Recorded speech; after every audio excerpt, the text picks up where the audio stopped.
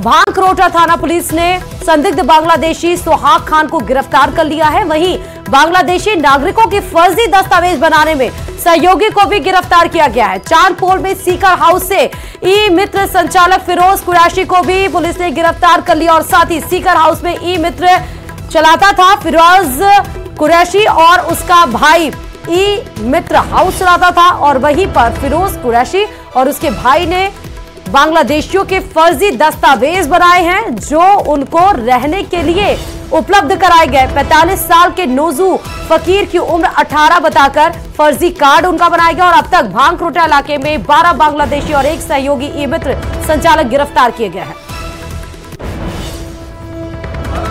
को भांकरोटा थाना इलाके से पकड़ा है, जिसमें 6 बालिग और 6 नाबालिग हैं। तो 6 बालिग को गिरफ्तार किया गया है। इनका एक अन्य बालिग सहयोगी जो इंडियन है उसको भी गिरफ्तार किया गया है और इनके परिवार के अन्य 6 नाबालिग जो इन्हीं के साथ के हैं उनको CWC के सामने पेश करके सुरक्षित आश्रय में पहुंचाया गया है।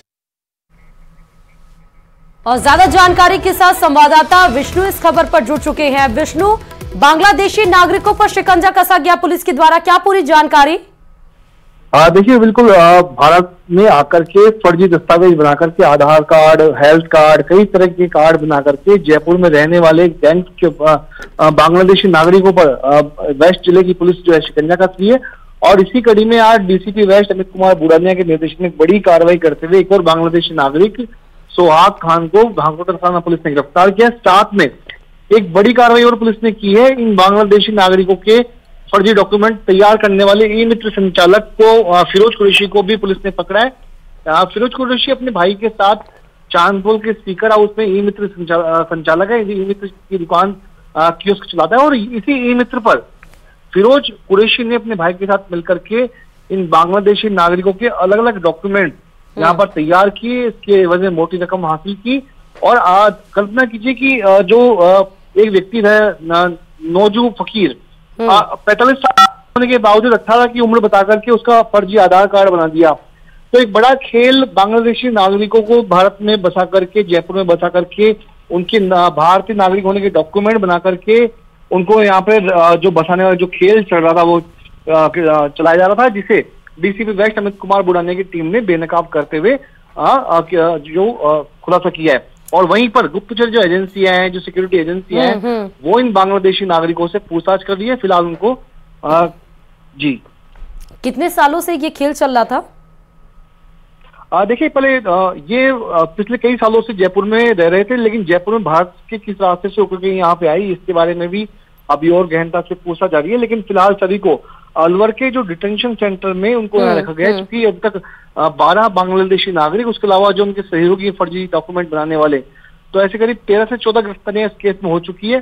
सभी बांग्लादेशी नागरिकों को अलवर के डिटेंशन सेंटर में रखा गया है। जी, बहुत शुक्रिया विष्णु तमाम जानकारी देने के लिए। तो जयपुर से इस वक्त की बड़ी खबर ये बता रहे थे कि बांग्लादेशी नागरिकों पर जो फर्जी अपना आधार कार्ड बनवा कर रह रहे थे उनके ऊपर शिकंजा कसा गया है।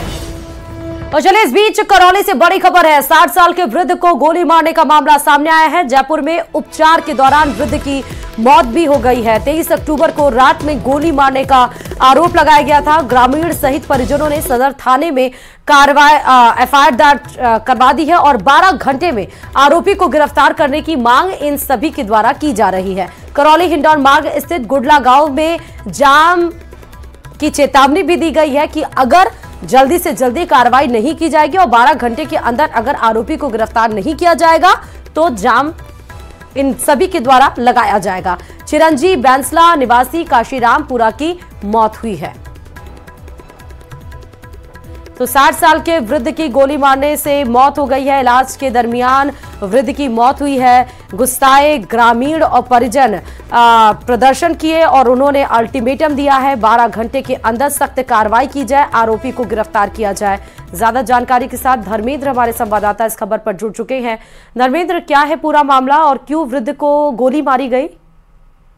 देखिए, बताना चाहूंगा, ये वृद्ध हैं, साहूकारी का काम करते हैं। बताया जा रहा है कि इनके जो परिजन है उन्होंने आरोप लगाया है कि इनका ही साथी है जो इनके साथ ही जो साहूकारी का काम करता था और वो इनको 23 अक्टूबर को घर से बुलाकर लेके गया था और हिंडौन क्षेत्र में गोली मारकर इनको घायल कर दिया। इसके बाद इनको हॉस्पिटल में उपचार के लिए भर्ती कराया गया और वहां से गंभीर अवस्था में जयपुर रेफर कर दिया।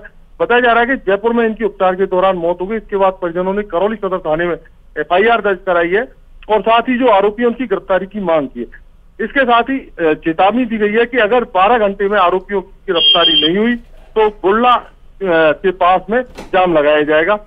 हालांकि पुलिस का कहना है कि इस पूरे मामले को लेकर जांच की जा रही है और जल्द से जल्द गिरफ्तारी की जाएगी। जी, बहुत शुक्रिया तमाम जानकारी देने के लिए खबर पर।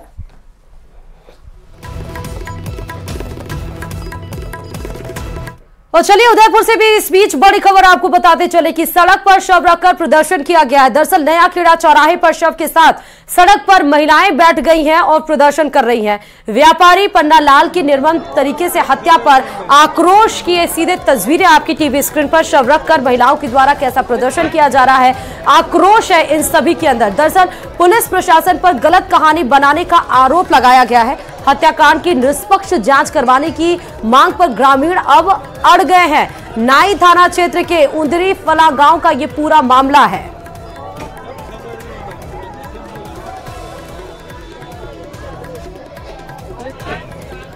और अब सीधे रुख भरतपुर से बड़ी खबर की तरफ। अवैध इमारत पर कार्रवाई की गई है। अवैध 2 मंजिला इमारत पर एक्शन लिया गया है। दरअसल 2 मंजिला इमारत को ढहाया जा रहा है, पीला पंजा उसके ऊपर चलाया गया है। जिला कलेक्टर के निर्देश पर इस पूरी कार्रवाई को अंजाम दिया गया। तस्वीरें आपको दिखा रहे हैं 2 मंजिला इमारत पर किस तरह से पीला पंजा चला हुआ है। 2 मंजिला इमारत को लगातार ढहाया जा रहा है। नगर निगम इस पूरी कार्रवाई को अंजाम दे रहा है। जिला कलेक्टर के निर्देशन पर इस पूरी कार्रवाई को अंजाम दिया जा रहा है। लगभग ये अवैध ही होगी, तभी इस पर पीला पंजा दिखाई पड़ रहा है। नगर निगम इस पूरी कार्रवाई को करवा रहा है।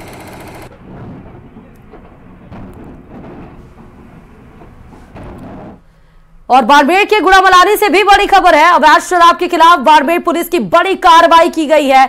RGT थाना पुलिस ने अवैध शराब से भरा एक टैंकर पकड़ा है और जिसमें पुलिस ने ट्रक से 390 पेटी अवैध शराब जब्त की है। पुलिस ने एक आरोपी को गिरफ्तार भी कर लिया। पंजाब से गुजरात ले जाई जा रही थी अवैध शराब, लेकिन उस बीच में पुलिस को सूचना लगी और पुलिस ने पूरे ट्रक को जब्त कर लिया और गिरफ्तार भी किया गया है। इसमें RGT थाना पुलिस ने अवैध शराब से भरा ट्रक पकड़ा है। 390 पेटी अवैध शराब जब्त की गई है। पुलिस ने एक आरोपी को गिरफ्तार भी इसमें कर लिया है। बता दें कि पंजाब से गुजरात ये अवैध शराब ले जाई जा रही थी। रात्रि को RGT पुलिस और DST बाड़मेर को जरिए मुखबिर सूचना मिली थी कि कोई सिंदरी की तरफ से एक टैंकर आ रहा है, उसमें अवैध शराब भरी हुई है, जिस पर थाने के आगे DST और हमने नाकाबंदी की।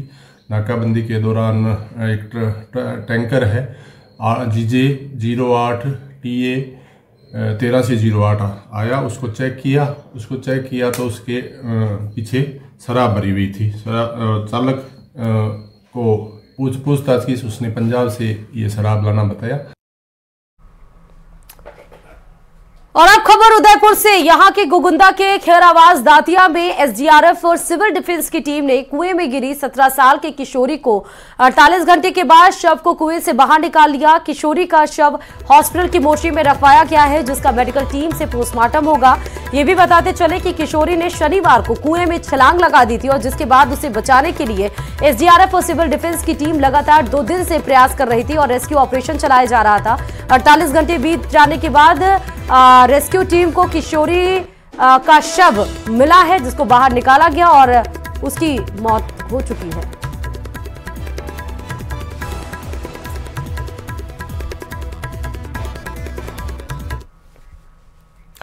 और दीपावली के पर्व को देखते हुए बाड़मेर पुलिस अधीक्षक के निर्देशानुसार RGT और बाड़मेर DST टीम ने बड़ी कार्रवाई करते हुए अवैध टैंकर में परिवहन कर गुजरात ले जाई जा रही भारी मात्रा में शराब को बरामद किया है, जिसमें एक तस्कर रमेश गिरी निवासी शिवनगर बाड़मेर को गिरफ्तार करने में कामयाबी हासिल की है। मुखबिर से पुलिस को गुप्त सूचना मिली थी कि पंजाब से गुजरात की तरफ जाने वाले टैंकर में अवैध शराब भरी हुई है, जिससे टीम ने नाकाबंदी कर तलाशी ली तो करीब 35 लाख का अवैध शराब की 388 पेटी शराब बरामद की गई।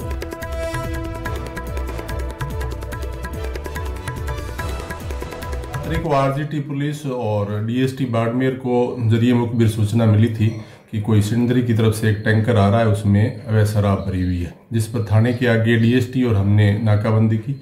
नाकाबंदी के दौरान एक टैंकर है GJ 08।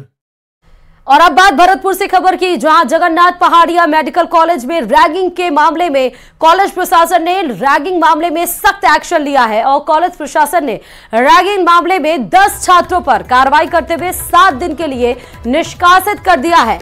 कॉलेज प्रशासन ने अपनी जांच में 7 छात्राओं और 3 छात्रों को जूनियर की रैगिंग का दोषी पाया था, जिसके बाद कॉलेज प्रशासन ने आगे ऐसी कोई घटना न घटे इसी के मद्देनजर छात्रों को निष्कासित किया है।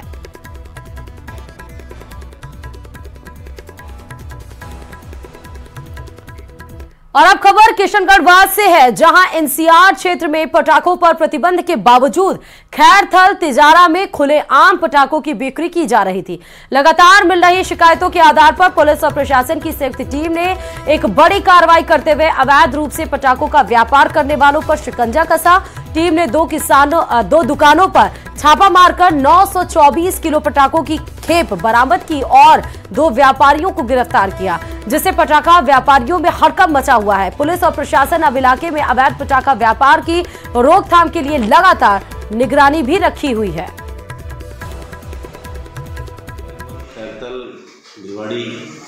ये राजस्थान का हिस्सा जो है एनसीआर जोन में आता है। इसमें ग्रीन पटाखों के अलावा सभी तरह के पटाखे जो है वो बनाना, बेचना, चलाना सब प्रतिबंधित है।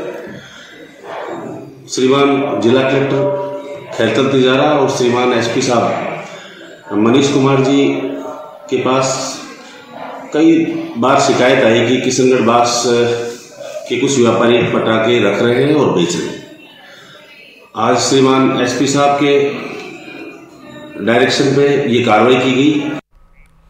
और चलिए राजसमंद से बड़ी खबर इस बीच आपको बताते चले कि डेंगू से पुलिस कांस्टेबल की मौत का मामला सामने आया है। ये बड़ी खबर राजसमंद से बता रहे हैं। पुलिस कांस्टेबल को डेंगू हो गया था और अब उसकी मौत हो गई है। उदयपुर हॉस्पिटल में इलाज के दरमियान पुलिस कांस्टेबल ने दम तोड़ दिया।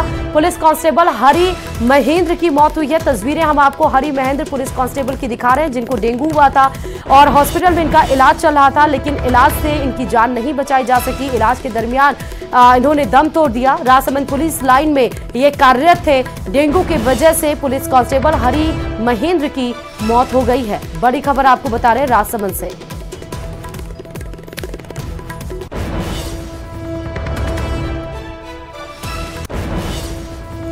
और चलिए अब राजधानी जयपुर से बड़ी खबर है। राज्य सरकार ने गायों को लेकर बहुत बड़ा फैसला ले लिया है।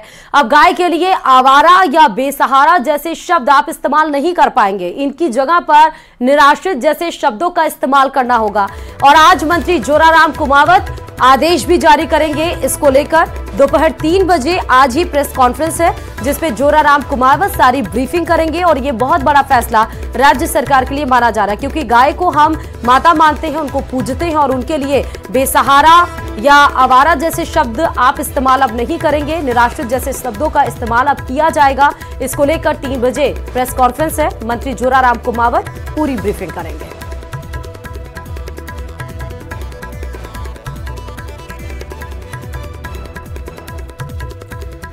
तो 3 बजे प्रेस कॉन्फ्रेंस में मंत्री जोराराम कुमावत इसको लेकर जानकारी देंगे। आज दोपहर 3 बजे ये प्रेस कॉन्फ्रेंस आयोजित की गई है। राज्य सरकार की तरफ से ये बहुत बड़ी पहल, बहुत बड़ा फैसला गाय को लेकर की गई है कि अब निराश्रित शब्द का इस्तेमाल होगा।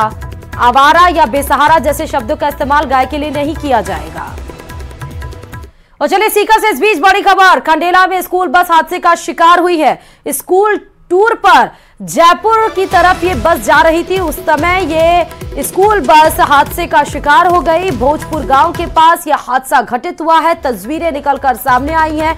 पलटी हुई स्कूल बस आपको दिखाई पड़ रही है। 6 से ज्यादा बच्चों को चोट लगी है। घायलों को फौरन हॉस्पिटल पहुंचाया गया है, यानी बच्चों को सीधे अस्पताल पहुंचाया गया है। 6 से ज्यादा बच्चे इसमें घायल बताए जा रहे हैं। टूर जाते समय ये दुर्घटना घटी है। खंडेला में स्कूल बस पलटी नजर आ रही है। सबसे पहले ये एक्सक्लूसिव तस्वीरें न्यूज 18 राजस्थान पर। ज्यादा जानकारी के साथ संवाददाता संदीप खबर पर जुड़ चुके हैं। संदीप, कैसे ये बस पलटी है और अभी बच्चों की हालत कैसी है? जो बस जो है वो उदयपुर वाटी के जो झुंझुनू के उदयपुर वाटी किसी स्कूल की बताई जा रही है। यहाँ पर ये बच्चे जो है वो शैक्षणिक भ्रमण पर जा रहे थे, तो भोजपुर के पास अचानक अनियंत्रित बताया जा रहा है कि सामने अचानक कुछ आने की वजह से बस है वो अनियंत्रित और उसके बाद पलटी खा गई। गनीमत रही कि जो बच्चे जो है उनकी ज्यादा चोट नहीं लगी है।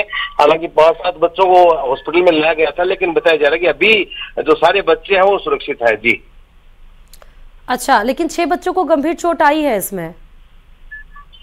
देखिए वो उनको हॉस्पिटल लाया गया था, लेकिन कोई ज्यादा चोट प्राथमिक तौर पर नहीं किसी के सामने आ रही है, तो इलाज के बाद उनको भी जो है वो हॉस्पिटल से फ्री किया जा रहा है। बहुत शुक्रिया संदीप तमाम जानकारी देने के लिए खबर पर। और सीधे खबर कोटपुतली से बड़ी खबर की तरफ रुख करते बताते चले कि फर्जी आईपीएस बनकर युवती से सगाई की गई। जैसे ही जानकारी लगी, युवती के पिता ने आरोपी पर एफआईआर दर्ज करा दिया है, केस दर्ज करा दिया है और पुलिस ने आरोपी को गिरफ्तार कर लिया। इस समय आपको जो तस्वीर दिख रही है आरोपी की, वही है जो फर्जी आईपीएस बनकर अपने सपने सजाए थे और सपने को साकार करने के लिए वो एक कदम आगे भी बढ़ गया था। युवती से उसने सगाई भी कर ली, लेकिन जब पूरे मामले का खुलासा हुआ तो उसके मंसूबे पर पानी फिर गया। तुरंत फौरन एफआईआर दर्ज कराई गई। पुलिस ने कार्रवाई करते हुए आरोपी को गिरफ्तार कर लिया। प्रागपुरा पुलिस ने कार्रवाई को अंजाम दिया है।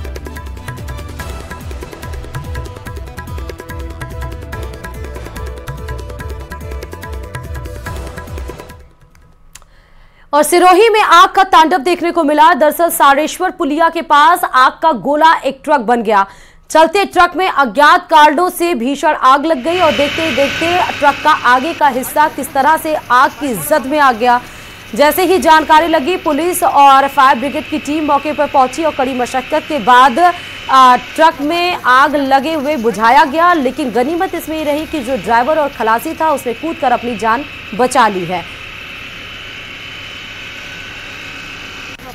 तो चलते हुए ट्रक में किस तरह से आग लगी आप देखिए। आगे का जो हिस्सा है ट्रक का वो पूरी तरह से आग के जद में था। आग ने उसको जकड़ रखा था, लेकिन गनीमत ये रही कि जो खलासी और ड्राइवर था उसने कूदकर अपनी जान बचा ली है। अज्ञात कारणों की वजह से चलती ट्रक में आग लगा है।